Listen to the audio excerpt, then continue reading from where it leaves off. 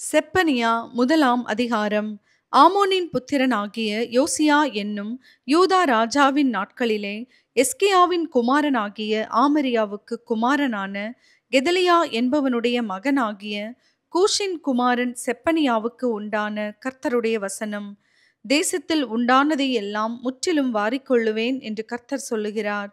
மனுஷரையும் மிருக ஜீவன்களையும் வாரிக்கொள்ளுவேன்.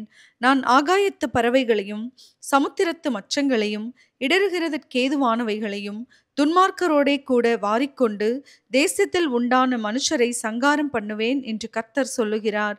நான் யூதாவின் மேலும் எருசலேமில் உள்ள எல்லா குடிகளின் மேலும் என் கையை நீட்டி பாகாலில் மீதியா இருக்கிறதையும் ஆசாரியர்களோடே கூட கெம்மரீம் என்பவர்களின் பேரையும் வீடுகளின் மேல் வான சேனையை பணிகிறவர்களையும் கர்த்தர் பேரில் ஆணையிட்டு மிஸ்காமின் பேரிலும் ஆணையிட்டு பணிகிறவர்களையும் கர்த்தரை விட்டு பின்வாங்குகிறவர்களையும் கர்த்தரை தேடாமலும் அவரை குறித்து விசாரியாமலும் இருக்கிறவர்களையும் இவ்விடத்தில் இராதபடிக்கு சங்காரம் பண்ணுவேன். கர்த்தராகிய ஆண்டவருக்கு முன்பாக மௌனமாயிருங்கள். கர்த்தருடைய நாள் சமீபித்திருக்கிறது. கர்த்தர் ஒரு யாகத்தை ஆயத்தம் பண்ணி அதற்கு விருந்தாளிகளையும் அழைத்திருக்கிறார். கர்த்தருடைய யாகத்தின் நாளிலே நான் அதிபதிகளையும் ராஜகுமாரரையும் மறு தேசத்து வஸ்திரம் தரிக்கிற யாவரையும் தண்டிப்பேன்.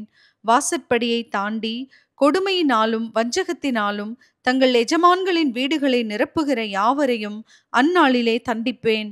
அந்நாளிலே மீன் வாசலிலிருந்து கூக்குரலின் சத்தமும் நகரத்தின் இரண்டாம் பாகத்திலிருந்து அலறுதலும் மேடுகளிலிருந்து மகா சங்காரத்தின் இரைச்சலும் உண்டாகுமென்று கர்த்தர் சொல்லுகிறார். மக்தேஷின் கொடிகளே அலறுங்கள். வர்த்தகர் எல்லாரும் சங்காரமானார்கள். காசுக்காரர் யாவரும் வெட்டுண்டு போனார்கள். அக்காலத்திலே நான் எருசலேமை விளக்கு கொளுத்தி சோதித்து வண்டல் போல குழம்பி இருக்கிறவர்களும் கர்த்தர் நன்மை செய்வதும் இல்லை தீமை செய்வதும் இல்லை என்று தங்கள் இருதயத்தில் சொல்லுகிறவர்களுமான மனுஷரை தண்டிப்பேன். அவர்களுடைய ஆஸ்தி கொள்ளையாகும். அவர்களுடைய வீடுகள் பாழாய் போகும். அவர்கள் வீடுகளை கட்டியும் அவைகளில் குடியிருக்க மாட்டார்கள். அவர்கள் திராட்சைத் தோட்டங்களை நாட்டியும் அவைகளின் பழரசத்தை குடிப்பதில்லை. கர்த்தருடைய பெரிய நாள் சமீபித்திருக்கிறது. அது கிட்டி சேர்ந்து மிகவும் தீவிரித்து வருகிறது. கர்த்தருடைய நாள் என்கிற சத்தத்துக்கு பராக்கிரமசாலி முதலாய் அங்கே மனக்கசந்து அலறுவான். அந்த நாள் உக்கிரத்தின் நாள். அது இக்கட்டும் இடுக்கமுமான நாள். அது அழிவும் பாழ்கடிப்புமான நாள். அது இருளும் அந்தகாரமுமான நாள். அது மப்பும் மந்தாரமுமான நாள். அது அரணிப்பான நகரங்களுக்கும் உயரமான கொத்தளங்களுக்கும் விரோதமாக எக்காலம் ஊதுகிறதும் ஆர்ப்பரிக்கிறதுமான நாள். மனுஷர் கர்த்தருக்கு விரோதமாய் பாவம் செய்தபடியால் அவர்கள் குருடரைப் போல் நடக்கும்படி நான் அவர்களை வருத்தப்படுத்துவேன். அவர்கள் இரத்தம் புழுதியைப் போல் சொரியப்படும். அவர்கள் மாம்சம் எருவை போல் கிடக்கும். கர்த்தருடைய உக்கிரத்தின் நாளிலே அவர்கள் வெள்ளியும் அவர்கள் பொன்னும் அவர்களை தப்புவிக்க மாட்டாது. அவருடைய எரிச்சலின் அக்கினியினால் தேசமெல்லாம் அழியும். தேசத்தின் குடிகளை எல்லாம் சடிதியாய் நிர்மூலம் பண்ணுவார். செப்பனியா இரண்டாம் அதிகாரம். விரும்பப்படாத ஜாதியே, கட்டளை பிறக்கும் முன்னும் பதரை போல நாள் பறந்து போகும் முன்னும் கர்த்தருடைய உக்கிர கோபம் உங்கள் மேல் இறங்கும் முன்னும் கர்த்தருடைய கோபத்தின் நாள் உங்கள் மேல் வரும் முன்னும் நீங்கள் உங்களை உய்த்து ஆராய்ந்து சோதியுங்கள். தேசத்திலுள்ள எல்லா சிறுமையானவர்களே, கர்த்தருடைய நியாயத்தை நடப்பிக்கிறவர்களே, அவரை தேடுங்கள். நீதியை தேடுங்கள். மனத்தாழ்மையை தேடுங்கள். அப்பொழுது ஒருவேளை கர்த்தருடைய கோபத்தின் நாளிலே மறைக்கப்படுவீர்கள். காத்சா குடியேற்று அஸ்கலோன் பாழாகும். அஸ்தோத்தை பட்ட பகலிலே பறக்கடிப்பார்கள். எக்ரோன் வேரோடே பிடுங்கப்படும். சமுத்திரக்கரை குடிகளாகிய கிரேத்தியருக்கு ஐயோ! பெலிஸ்தரின் தேசமாகிய கானானே, கர்த்தருடைய வார்த்தை உனக்கு விரோதமாயிருக்கிறது. இனி உன்னில் குடியில்லாதபடிக்கு உன்னை அழிப்பேன். சமுத்திரக்கரை தேசம் மேய்ப்பர் தங்கும் குடில்களும் ஆட்டுத் தொழுவங்களுமாகும். அந்த தேசம் யூதா வம்சத்தாரில் மீதியானவர்களின் வசமாகும். அவர்கள் அவ்விடங்களில் மந்தை மேய்ப்பார்கள். அஸ்கலோனின் வீடுகளிலே சாயங்காலத்திலே படுத்துக் கொள்வார்கள். அவர்களுடைய கர்த்தர் அவர்களை விசாரித்து அவர்கள் சிறையிருப்பை திருப்புவார். மோவாப் செய்த நிந்தனையையும் அம்மோன் புத்திரர் என் ஜனத்தை நிந்தித்து அவர்கள் எல்லையை கடந்து பெருமை பாராட்டி சொன்ன தூஷணங்களையும் கேட்டேன்.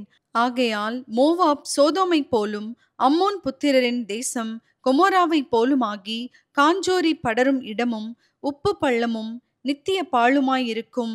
என் ஜனத்தில் மீந்தவர்கள் அவர்களை கொள்ளையிட்டு, என் ஜாதியில் மீதியானவர்கள் அவர்களை சுதந்தரித்துக் கொள்வார்கள் என்பதை என் ஜீவனை கொண்டு சொல்லுகிறேன் என்று இஸ்ரவேலின் தேவனாகிய சேனைகளின் கர்த்தர் உரைக்கிறார்.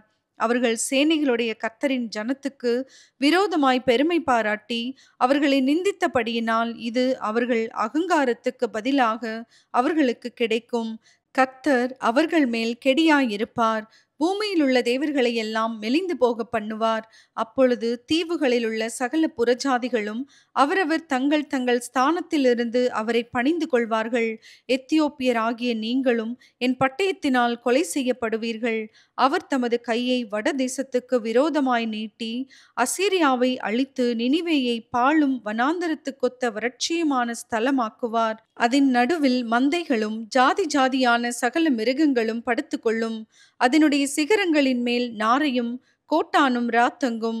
பலகணிகளில் கூவுகிற சத்தம் பிறக்கும். வாசற்படிகளில் பால்கடிப்பு இருக்கும். கேதுரு மரங்களின் மச்சை திறப்பாக்கி போடுவார். நான் தான், என்னை தவிர வேறொருவரும் இல்லை என்று தன் இருதயத்தில் சொல்லி நிர்விசாரமாய் வாழ்ந்து களி கூர்ந்திருந்த நகரம் இதுவே. இது பாழும் மிருக ஜீவன்களின் தாபரமுமாய் போய்விட்டதே.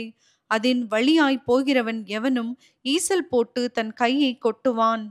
செப்பனியா 3ஆம் அதிகாரம். இடுக்கண் செய்து ஊத்தையும் அழுக்குமாயிருக்கிற நகரத்துக்கு ஐயோ!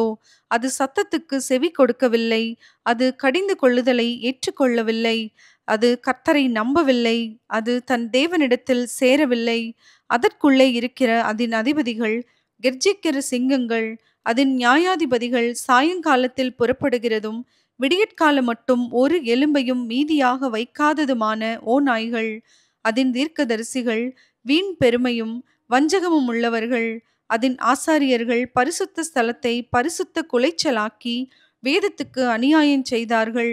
அதற்குள் இருக்கிற கர்த்தர் நீதியுள்ளவர். அவர் அநியாயம் செய்வதில்லை. அவர் குறைவில்லாமல் காலைதோறும் தம்முடைய நியாயத்தை விளங்க பண்ணுகிறார். அநியாயக்காரனோ வெட்கம் அறியான். ஜாதிகளை சங்கரித்தேன், அவர்கள் துருகங்கள் பாழாயின. அவர்களுடைய வீதிகளை ஒருவரும் கடந்து போகாத படிக்கு பாழாக்கினேன். அவர்களுடைய பட்டணங்கள் மனுஷர் இல்லாத படிக்கும் குடியில்லாத படிக்கும் அவாந்தரையாயின. உன் வாசஸ்தலம் நிர்மூலமாகாத படிக்கு நீ எனக்கு பயந்து கடிந்து கொள்ளுதலை ஏற்றுக்கொள் என்றேன். நான் அவர்களை எப்படி தண்டித்தாலும் அவர்கள் அதிகாலையில் எழுந்து தங்கள் கிரியைகளை எல்லாம் கேடாக்கினார்கள். ஆகையால் நான் கொள்ளையாட எழும்பும் நாள் மட்டும் எனக்கு காத்திருங்கள் என்று கர்த்தர் சொல்லுகிறார். என் சினமாகிய உக்கிர கோபத்தை எல்லாம் அவர்கள் மேல் சொரியும்படி ஜாதிகளை சேர்க்கவும் ராஜ்யங்களை கூட்டவும் நான் தீர்மானம் பண்ணினேன். பூமி எல்லாம் என் எரிச்சலின் அக்கினியினால் அழியும். அப்பொழுது ஜனங்கள் எல்லாரும் கர்த்தருடைய நாமத்தை தொழுது கொண்டு ஒருமனப்பட்டு அவருக்கு ஆராதனை செய்யும்படிக்கு நான் அவர்கள் பாஷையை சுத்தமான பாஷையாக மாற பண்ணுவேன். எத்தியோப்பியாவின் நதிகளுக்கு அக்கறையிலிருந்து என்னிடத்தில் விண்ணப்பம் பண்ணுகிறவர்களாகிய சிதறடிக்கப்பட்டவர்களின் குமாரத்தியானவள் எனக்கு காணிக்கை கொண்டு வருவாள். எனக்கு விரோதமாய் துரோகம் பண்ணி நீ செய்த உன் எல்லா கிரியைகளின் நிமித்தமும் அந்நாளிலே வெட்கப்படாதிருப்பாய். அப்பொழுது நான் உன் பெருமையை குறித்து களி கூர்ந்தவர்களை உன் நடுவிலிருந்து விலக்கி விடுவேன். நீ இனி என் பரிசுத்த பர்வதத்தில் அகங்காரம் கொள்ள மாட்டாய். உன் நடுவில் சிறுமையும் எளிமையுமான ஜனத்தை மீதியாக வைப்பேன். அவர்கள் கர்த்தருடைய நாமத்தின் மேல் நம்பிக்கையாயிருப்பார்கள். இஸ்ரவேலில் மீதியானவர்கள் அநியாயம் செய்வதில்லை. அவர்கள் பொய் பேசுவதுமில்லை. வஞ்சக நாவு அவர்கள் வாயில் கண்டுபிடிக்கப்படுவதுமில்லை. அவர்கள் தங்களை பயப்படுத்துவார் இல்லாமல் புசித்து படுத்து கொள்வார்கள். சீயோன் குமாரத்தியே, கெம்பீரித்து பாடு. இஸ்ரவேலரே, ஆர்ப்பரியுங்கள். எருசலேம் குமாரத்தியே, நீ முழு இருதயத்தோடும் மகிழ்ந்து களிக்கூறு. கர்த்தர் உன் ஆக்கினைகளை அகற்றி உன் சத்துருக்களை விலக்கினார். இஸ்ரவேலின் ராஜாவாகிய கர்த்தர் உன் நடுவில் இருக்கிறார். இனி தீங்கை காணாதிருப்பாய். அந்நாளிலே எருசலேமை பார்த்து பயப்படாதே என்றும் சீயோனை பார்த்து உன் கைகளை தளர விடாதே என்றும் சொல்லப்படும். உன் தேவனாகிய கர்த்தர் உன் நடுவில் இருக்கிறார். அவர் வல்லமையுள்ளவர். அவர் இரட்சிப்பார். அவர் உன் பேரில் சந்தோஷமாய் மகிழ்ந்து தம்முடைய அன்பின் நிமித்தம் அமர்ந்திருப்பார். அவர் உன் பேரில் கெம்பீரமாய் களி கூறுவார். உன் சபையின் மனுஷராயிருந்து பண்டிகை ஆசரிப்பில்லாமையால் உண்டான நிந்தையின் நிமித்தம் சஞ்சலப்பட்டவர்களை நான் ஏகமாய் கூட்டிக் கொள்ளுவேன். இதோ அக்காலத்திலே உன்னை சிறுமைப்படுத்தின யாவரையும் தண்டிப்பேன். நொண்டியானவனை ரட்சித்து தள்ளுண்டவனை சேர்த்து கொள்ளுவேன். அவர்கள் வெட்கம் அனுபவித்த சகல தேசங்களிலும் அவர்களுக்கு புகழ்ச்சியும் கீர்த்தியும் உண்டாகச் செய்வேன். அக்காலத்திலே உங்களை கூட்டிக் கொண்டு வருவேன். அக்காலத்திலே உங்களை சேர்த்து கொள்ளுவேன். உங்கள் கண் காண நான் உங்கள் சிறையிருப்பை திருப்பும்போது பூமியிலுள்ள சகல ஜனங்களுக்குள்ளும் நான் உங்களை கீர்த்தியும் புகழ்ச்சியுமாக வைப்பேன் என்று கர்த்தர் சொல்லுகிறார்.